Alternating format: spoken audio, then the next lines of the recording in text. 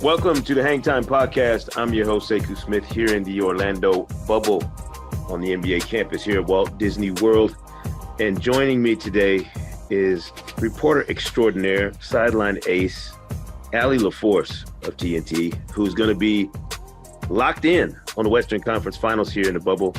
Allie, first and foremost, how are you and how is bubble life treating you? Hi, Sekou. That was way too nice of an introduction, but thank you so much.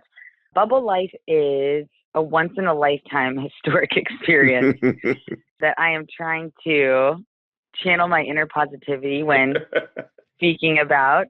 No, it's okay. I think ever since, COVID hit the world, you've had to learn how to have stillness with yourself and how to manage going about every day not working and trying to, fill your mind in the right way and be at peace with your patients. And that's something that I had been working on before I got to the bubble. So the 7-day quarantine was really relaxing and manageable. It went by pretty fast for me. I think the hardest part is the lack of socializing with your friends and coworkers, which to me is half of the joy, if not more, of the postseason run. And so I keep telling people it's a little bit like house arrest because we can't go to, we can't go anywhere really because it's all players and coaches only. So you kind of go like 200 yards to the right and you get cut off, and then you turn around and you go 200 yards to the left and you get cut off. So you just keep going back in a circle. But it's cool. I mean, I love sports, and this is so unique, and I'm really proud of the NBA for being able to put this with no positive tests, and they did it the best out of all of pro sports. So I'm honored to be a part of that. I agree 100% on all that. It's funny, you mentioned that what it's like. People keep asking me to describe it. I'm like, I don't have a really good frame of reference. So I started thinking, when I was in elementary school, I can't even remember what grade it was. We used to do these projects where you had to take a shoebox and make the little ecosystem or whatever it was. And I was telling my wife, I said, that's what it's like. It's like this very precise manicured ecosystem. You go from your casita, which is your building that your room is in, to get a meal, or you go to get on the bus to go to the gym, then you come back. I mean, it's just a very regimented, specific routine that you do every single day. So there's not a whole lot of variables in terms of, when we're out and about. And I think this works for the players and everybody else involved. You don't have those outside distractions that might pop up in a regular day when there's no COVID and when there's no bubble and when everything is just a normal NBA postseason run. So that's kind of concentrated everything. It's boiled everything down. And I'm wondering for you, having to do the work that you do every day, hustling, digging up the information you need on these teams, has it made it tougher or maybe a little easy to do that job with the restrictions and with the way the system is set up here? I genuinely think it's helped the job tremendously. There's less distractions personally. And since there's not a lot of things you can do, you kind of find yourself rewatching games and reading a lot, despite the fact that there hasn't been a lot of sports on before these last couple of days. I've watched more sports than I ever have before. I mean, I've watched every second of every postseason game so far.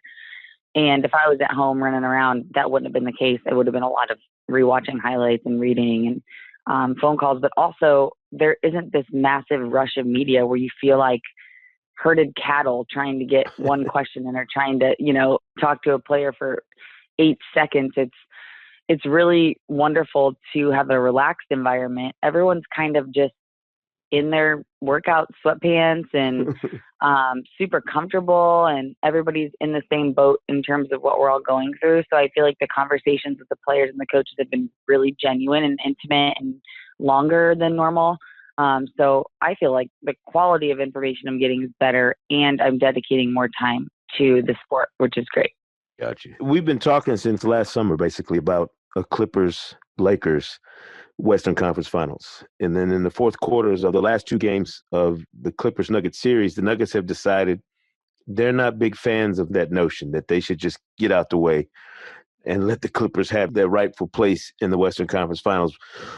What do you make of what we've seen from the Nuggets in this just unbelievable way they played, down double digits in these last 2 games, and then of the Clippers, who don't seem like a team that's as confident in themselves in those moments as I thought they would be?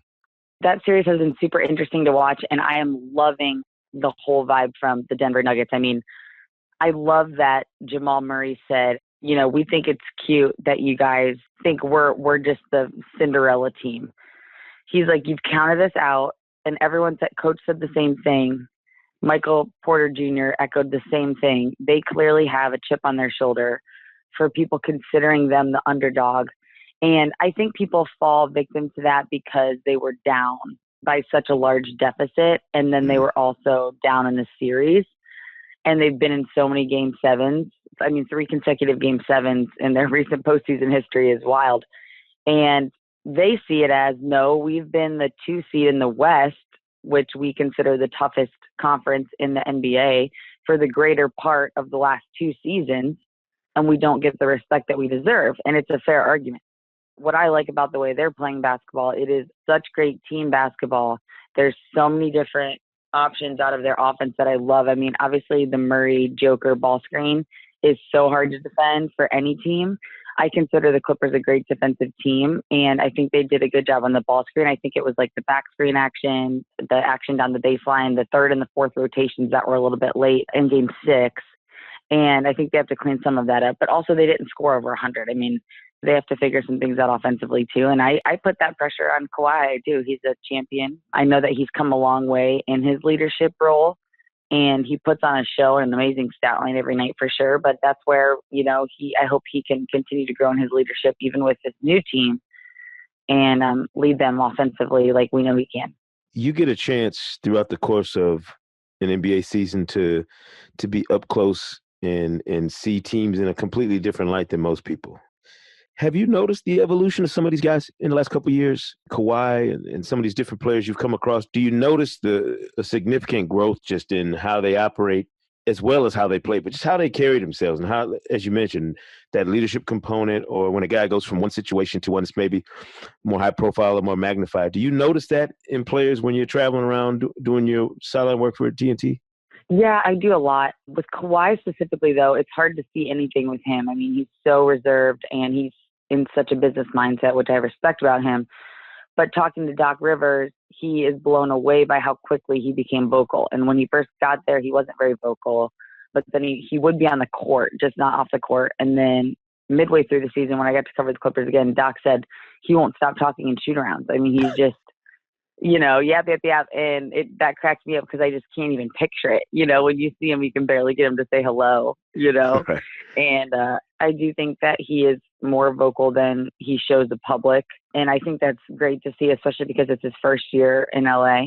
And then with the Lakers, gosh, when you play with LeBron James, there's a shock and awe factor. And then there's the follow the leader, type of behavior that you see. But I think for guys like a Caruso or a Kuzma, they've really come along in being more comfortable with him and around him and knowing what their role is. And I think role acceptance is something that Frank Vogel's really preached for the Lakers, and they've all bought into what their role has to be. Not everyone wanting to be a star, not everybody fighting for, being the third highest scorer on that team, but instead fighting for what it takes to win in a particular series. And we've seen them go small and mess around with their starting lineup. And Dwight Howard, it was the first time in all season that he had a do not play coach's decision, which had to be difficult. JaVale McGee had started every single game he had played this season before 2 games ago. When they decided to take him out of the starting lineup, he was like, whatever we need, because Houston posed such a unique small ball lineup. If that's what it takes for us to be the most successful, I'm good with that. So I've seen growth definitely from the Lakers supporting cast and their comfortability. You mentioned specifically in this Clippers Nuggets series, in the ball screen action, and the fact that Jamal Murray and Joker are, when they're clicking, they're as dangerous 2-man, game as you can have inside a game. But they've gotten some really interesting contributions from Gary Harris and Michael Porter Jr. And I think Paul Millsap has really stood out for just the level of play when he kind of raises the temperature for that whole team. Is it as fun for you as it is for some of us to see a team like Denver? Because we don't normally get a chance to eyeball that kind of team on the rise, but Denver is clearly a team that's going to be good for years to come if their guys stay healthy. And it's just been interesting to watch them grow into these moments as these playoffs have gone on. Gosh, there are so many reasons I love watching Denver play. They just continue to overcome adversity, and it doesn't faze them. I mean, it was against the Utah Jazz. There was a game where they I think game 7 against Utah, they shot just 25% from three and 37% from the field, but they overcame it with defense. Or just like we saw in game 6, I mean, they were down. What was their largest deficit? I think it was 19. Yeah, so they overcame a 19-point deficit. It didn't phase them, and now they forced the game 7. The way that Coach Malone is so transparent in his passion and his love for his team, and he'll say we're exhausted, but that's not an excuse, where other teams are like, we're not tired, it's a playoff, and it's like a lot of the same lines over and over. I feel like they're really transparent and honest. They're grinders. They play for each other. I thought Gary Harris's defense against Donovan Mitchell was some of his best work of the season. And then what really excites me is watching Jamal just become an absolute star. Having signed that 5-year, $170 million contract was an awesome move for Denver, but it came with a lot of criticism from fans. And a lot of people hadn't believed that he was worth it yet and that he was the piece. And I think he proved to everybody this postseason already, no matter what happens, that he is worth it. That's a great point. And I forgot when he signed that deal how much belly aching there was, on social media and people saying, what, Jamal Murray, The bubble to me has given everybody kind of a different appreciation for just how good some of these players are. And I was trying to explain to somebody, when we're in a normal environment, you're at Staples Center or wherever, and there's 18, 20,000 people in the building, you kind of take for granted how big, athletic, graceful, dynamic these guys are on a basketball court. But in Advent Health Arena or in HP Pavilion, when there's this scaled back, environment around the court, it magnifies to me, oh, that's right. These are the 0.1% of superstar athletes on planet Earth in terms of the physical abilities, the talent, the skill, the hard work they put into it. I've been feeling really good, kind of like refreshed or rejuvenated about how I look at these players, seeing them in this stripped down environment. I'm wondering if you had a similar sentiment just watching them in this way. Yeah, that's a really good point. I do. When you have no other options but to be dedicated to your profession, it poses a lot of challenges, but it's also a great luxury too. It's something that, gosh, what's a great analogy? Something you're forced into that you don't want to do, but it's good for you, And I think the biggest struggle for them has been mental, just being around the same people, same food, same restaurant, same hotel room, all that kind of thing. But when you look at it as, oh my gosh, when we leave here, it'll be, did we win a championship or not? That makes you want to just go to work. And I think that's where they all are. Like, we've been here this long, let's win a championship or nothing. I mean, and it's been great for them to take the proper time they need on their bodies too, outside of the games and practices, with all the time in the world once the game ends, to get real work done to make sure you're at your most elite level physically. And they all desperately need that time on their bodies. But I think when you have an hour ride home in traffic and family waiting for you at home, and sometimes you might skip out on the little things just because you want to choose other things in your life that are either more important to you or, that you feel like you need to get in, and that's fair. But here, there is none of that. So watching LeBron, you get there early, the game. And this is the 17th year for LeBron. If LeBron James decided 17 years in that he didn't want to do his same pregame shooting routine, who's going to tell him, well, you know what, LeBron, you gotta get out there and get your shots up. But they do it almost, like it's a reflex, like it's muscle memory. Like, you show up to the gym, it doesn't matter you're a 4-time MVP, a 3-time champion, going to be one of the greatest players to ever play. You go out, put the same grind in down here in this predicament as you would any other time. It shows to me kind of an allegiance to their craft that we don't, at least as reporters, we don't get to always show that or explain that to people. And I feel like I'm seeing it so much down here now. I feel like I'm obligated to tell in whatever I'm writing, that just about that piece of it, that there's so much work that goes into this and that constantly goes into this for these players. I totally agree. I think as an allegiance, I have a ton of respect for it, but it's also them trying to create some normalcy in a situation where there is no normal. I mean, it's the weirdest feeling here to me is when the game ends and all the sound just turns off in the entire arena. the fake fan noise, the music, the DJ, it all turns off at one point, and you're just sitting in a hollow arena. And it happens pretty quickly after the game ends too, and you realize, oh my gosh, we're not in a real situation here. Right. You know, when you have all the fake noise and the game's going on, you forget for a little bit that you're in a different space, but you're reminded quickly when the game ends. I told somebody that after the Bucks got eliminated, when the Heat beat them, you know, normally if a team is advancing to the conference finals in their home arena, there's like confetti and, you know, the music's blaring, the fans are going crazy. And they did like a 8th grade soccer team inter-squad handshake line and walked off. Like there was no cheering, no screaming. I don't know if that makes it weird for the players or not.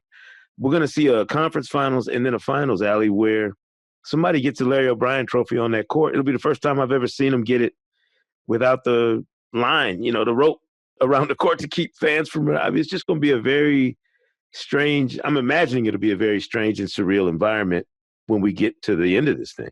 I have been cut off by that rope so many times. I'm looking forward to not getting cut off by that rope.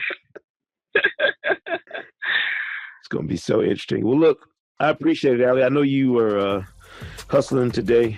No games today, but right back to it Tuesday night here at the Bubble. Game 7 coming up between the Clippers and Nuggets, and then Game 1 of the Eastern Conference Finals between the Miami Heat and Boston Celtics. Allie LaForce will be on the case, of course, for the Western Conference Finals for TNT, and I'll be here for NBA.com and NBA TV. And we appreciate you joining us here on the Hang Time Podcast. I'll see you around campus, Allie. You do a great job, Sekou. Thanks for having me on. See you soon. Thank you.